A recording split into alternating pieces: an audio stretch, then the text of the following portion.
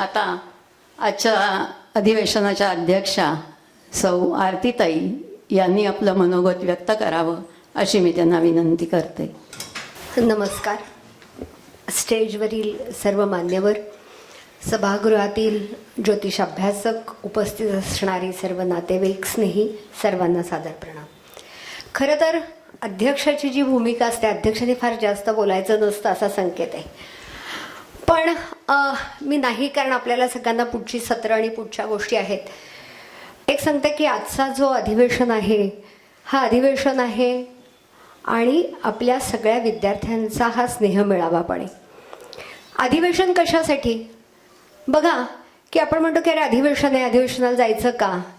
कार्यशाळा असतील तर कार्यशाळेमध्ये 2 तास 3 तास वक्ते बोलतात आणि अधिवेशनामध्ये जाऊन काय मिळतं?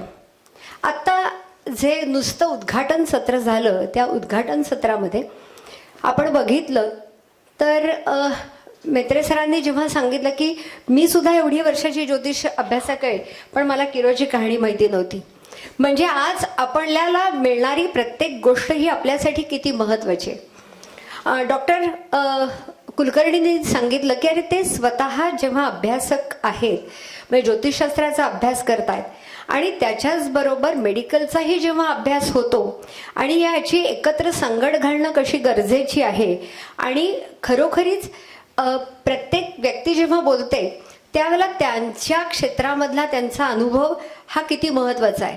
आता गांगल गुरुजींनी सांगितलं की अरे जेव्हा ते पहिल्यांदा म्हटले की अरे आपण आशीर्वादाचे मंत्र आहेत, तर आशीर्वादाचे मंत्र म्हणताना त्याच्यामधला बहुपुत्र असं म्हणण्याचा हा एक वेगळाच अर्थ आज कळला. ही सुद्धा गोष्ट एक अधिवेशनामधनं मिळाली आहे असं मला तरी वाटतं. रवींद्र प्रभुदेसाई जेव्हा ते बोलत होते, आपल्या सगळ्यांना माहिती आहे की त्यांचा या अमृतकुंभमध्ये एक अतिशय चांगल्या, म्हणजे आपण म्हणू की त्या कुंभामध्ये एक त्यांचंही मराठे सरांनी कुंडली घेऊन एक वेगळ्या प्रकारची कृतज्ञता व्यक्त केलेली आहे. जेव्हा एखादी व्यक्ती खरोखरीच असामान्य असते, सर्वमान्य असते आणि त्या व्यक्तीमधला साधेपणा हाच त्या कुंडलीमध्ये शोधायचा असतो. म्हणजे जेव्हा आपण वेगवेगळ्या श्रेष्ठींची ज्येष्ठींची तुम्ही कुंडली बघता तर त्यावेळेला काही वेगळे योग नसतात. त्यांच्यातला साधेपणा, त्यांच्यातलं कर्तृत्व शोधायचंय. त्यांचा जो खडतर प्रवास तो कशा पद्धतीमध्ये पूर्ण केलेला हे खूप महत्त्वाचं आहे. आणि त्याच्यासाठी त्यांनीच सांगितलं की या सगळ्याबरोबर शास्त्रांनी मार्गदर्शन केलं, सपोर्ट मिळाला, पण जी अध्यात्माची जी जोड मिळाली, त्यांची साधना हा शब्द खूप महत्त्वाचा होता. म्हणजे साधनेसाठी सतत सातत्य लागतं, तो दृढ विश्वास लागतो. आणि ती साधना केली, त्यांच्याकडे दृढ विश्वास होता, त्यांनी ते सातत्याने केलं आणि म्हणून आज ते खरोखरीच असामान्य आहेत.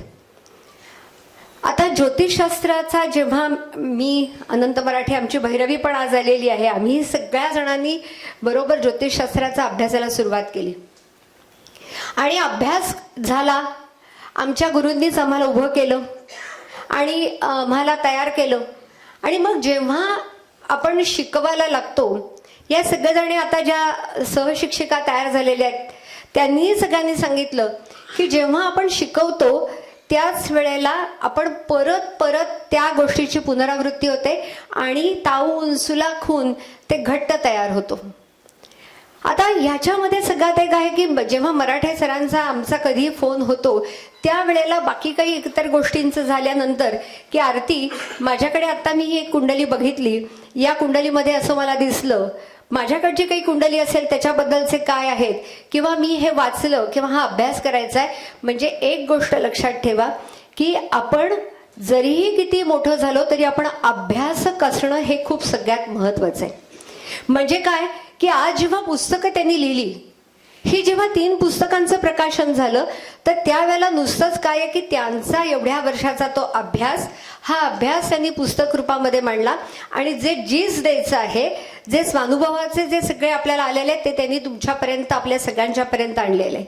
म्हणजे आपण कितीही जरी पुढे जात असलो किंवा कितीही जरी या शास्त्रामध्ये काम करत असलो तरी आपली अभ्यासकाची भूमिका ही कायम राहिली पाहिजे. आपण विद्यार्थी दशेमध्ये कायमच राहिलं पाहिजे, तर आपण खऱ्या अर्थाने पुढे जाऊ. दुसरं, आपण सगळे ज्योतिष अभ्यासक आहोत. कुंडली बघताना एक गोष्ट कायम सगळ्यांनी लक्षात ठेवा की आपण नियम शिकतो, आपल्याला आपल्या गुरूंकडनं, पुस्तकामधनं, अनेकांमधून आपल्याला अनेक नियम तयार झालेले असतात, सगळ्या गोष्टी कळत असतात. पण आपल्या समोर आलेली जी कुंडली आहे, ही कुंडली सोडवताना एक गोष्ट कायम महत्वाची आहे की ती कुंडली ही माझी, ही कुंडली मला काहीतरी शिकवतीये. आपल्याला त्या कुंडलीशी बोलता आलं पाहिजे, कारण मराठे सरांनी तुम्हाला त्याच पद्धतीत शिकवणार असतील, कारण आम्ही एकाच धाटीतनं तयार झालेलो. त्या कुंडलीशी बोलता आलं पाहिजे, त्या कुंडलीशी संवाद साधता आले पाहिजे आणि ती कुंडली बोलते. आणि सगळ्यात महत्वाचं की त्यातला प्रॉब्लेम तो शोधायचा आहेच आहे, त्यातला कमीपणाही बघायचा आहे, पण त्यातल्या जो चांगली आहे, जी स्ट्रेंथ आहे, त्या स्ट्रेंथवरती उभं करून माणसाला पुढे न्यायचंय. ही आपली स्किल आहे, आपलं काम आहे.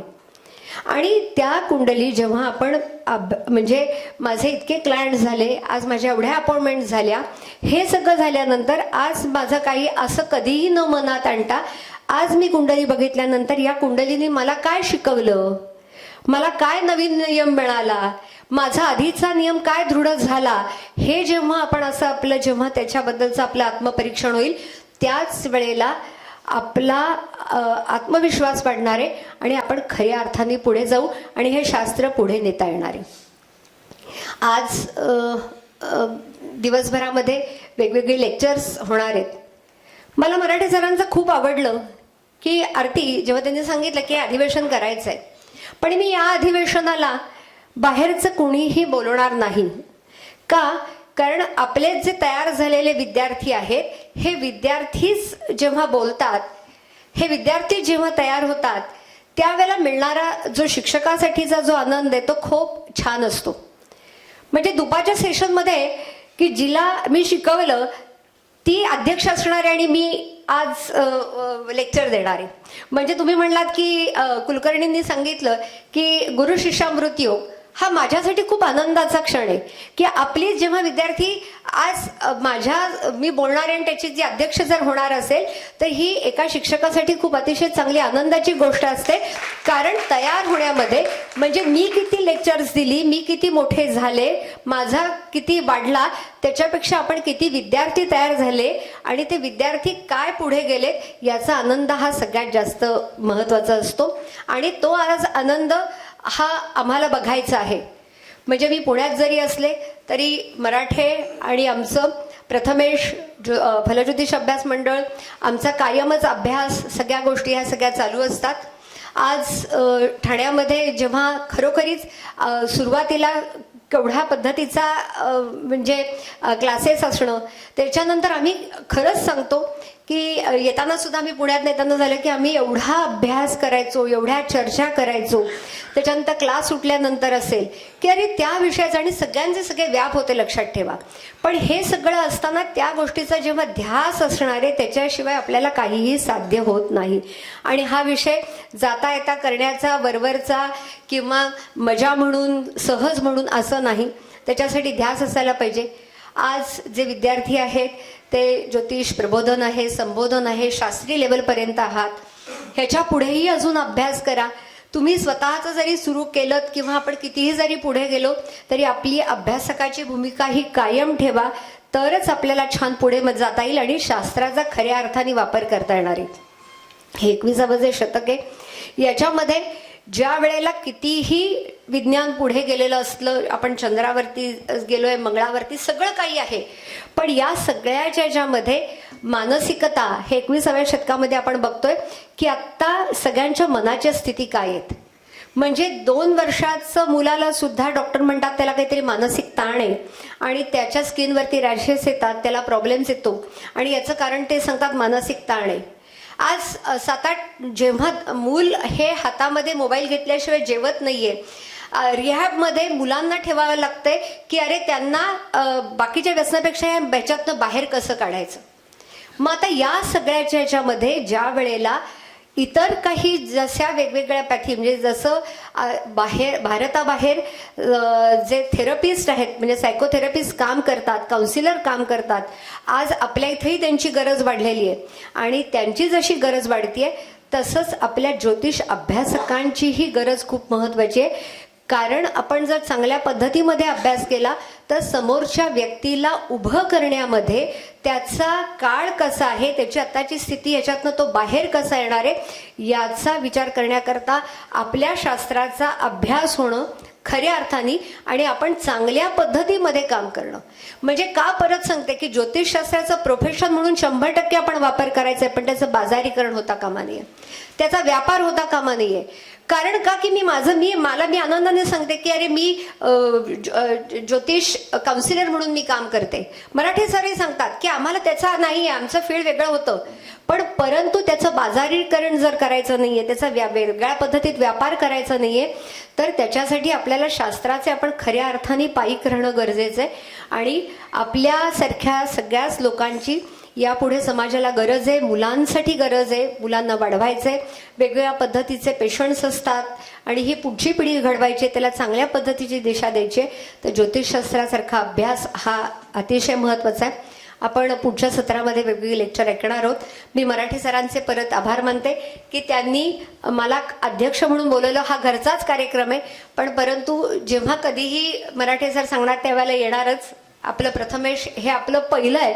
म्हणजे मी लक्षात ठेवा, मी पुण्यात ही माझी कर्मभूमी झाली तरी ठाणे ही माझी ज्योतिष अभ्यासाची जन्मभूमी आहे. त्यामुळे मी ठाण्याला कधीच विसरू शकत नाही. ठाण्याच्या आमच्या आठवणी, आमचा अभ्यास हा सगळा अतिशय खूप आमच्या सगळ्यांचा जिव्हाळ्याचा आहे. भैरवी आली आहे, भैरवीला माहिती आम्ही काय पद्धतीमध्ये अभ्यास केलेला आहे आणि कशा पद्धतीमध्ये त्या सगळ्या गोष्टी पुढे नेलेल्या आहेत. परत एकदा सगळ्यांना धन्यवाद देते. धन्यवाद.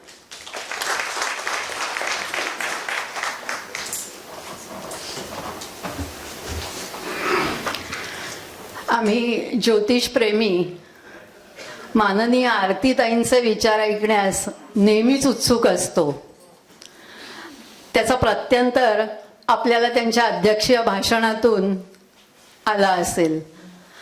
अगदी सहजपणे त्यांनी अगदी थोडक्यात सगळ्या विद्यार्थ्यांना सांगितलं की कुंडलीचं वाचन कसं करावं, कशाला महत्त्व द्यावं, त्यातली समस्या कशी समजून घ्यावी आणि आलेल्या जातकाला दिलासा कसा द्यावा आणि त्यासाठी सतत अभ्यासू वृत्ती, सातत्य, प्रयत्न, साधना यांची जोड कशी द्यावी याचंही महत्त्व विशद केलं. तुकाराम महाराज म्हणतात, जोडून या धन उत्तम व्यवहारे, जोडून या धन उत्तम व्यवहारे, उदास विचारे वेच करी. विचारांचं उत्तम धन आज आपल्याला व्यासपीठावरील सन्माननीय व्यक्तींच्या विचारातून प्राप्त झालेलं आहे आणि त्याचा विनियोग आपण आपल्या व्यक्तिगत जीवनात आणि आपल्याकडे येणाऱ्या समस्या घेऊन येणाऱ्या जातकांच्या जीवनासाठी योग्य रीतीने करून घेऊया. आता सत्राच्या समारोपाकडे आपण म्हणजेच अर्थात आभार प्रदर्शनाकडे आपण वळतोय. प्रकाशक श्री विवेकजी मेहत्रे अतिशय व्यस्त असूनही सरांच्या विनंतीवरून इथे आले, त्याबद्दल संस्थेतर्फे त्यांचे मनपूर्वक आभार. गांगल गुरुजी मंत्रघोषासाठी इथे अतिशय प्रेमाने आले, त्याबद्दल त्यांचेही संस्थेतर्फे आभार. डॉक्टर रत्नाकर कुलकर्णी संस्थेचे विद्यार्थी, संस्थेवरील प्रेमाने ते इथे आले, त्याबद्दल संस्थेतर्फे त्यांचे मनपूर्वक आभार. आपल्या अतिशय व्यस्त दिनचर्येतून वेळात वेळ काढून उद्योजक श्री माननीय रवींद्रजी प्रभुदेसाई, ज्यांचे नेहमीच संस्थेत सहकार्य लाभते, अतिशय आपुलकीने इथे आले, त्याबद्दल संस्थेतर्फे त्यांचे आभार, मनपूर्वक आभार. मातेचं आपल्या अपत्यावर असलेलं प्रेम, त्याचं कौतुक करायला, बघायला तिला नेहमीच आवडतं. त्याच ममत्वाने खास पुण्याहून सौ आरतीताई इथे आल्या, त्याबद्दल संस्थेतर्फे त्यांचेही मनपूर्वक आभार. 5 मिनिटाची आपण विश्रांती घेणार आहोत आणि मग पुढील सत्रास सुरुवात करणार आहोत.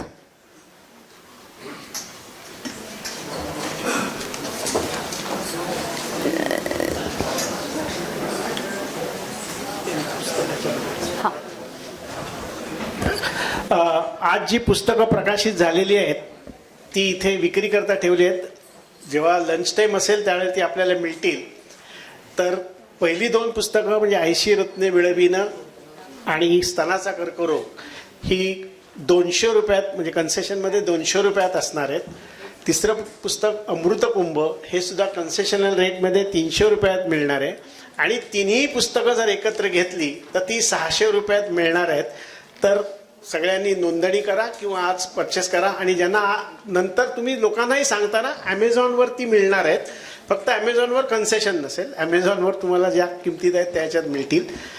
मला वाटतं सगळ्यांनी थांबून घ्यावं. आपलं लंच टाईम जे आहे ते हे सत्र झाल्यावर आहे.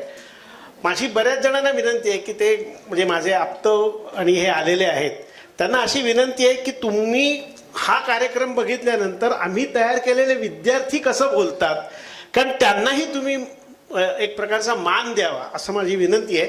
म्हणून लगेच 5 मिनिटात आपलं दुसरं सत्र सुरू होत आहे. तर कृपया तुम्ही कोणी जाऊ नका. त्यांनाही ऐकायला थांबा, कारण त्यांच्याही एक मनामध्ये उत्सुकता असते आणि त्यांनाही आवडतं की आपलं कोणीतरी दुसऱ्यांनी ऐकलं.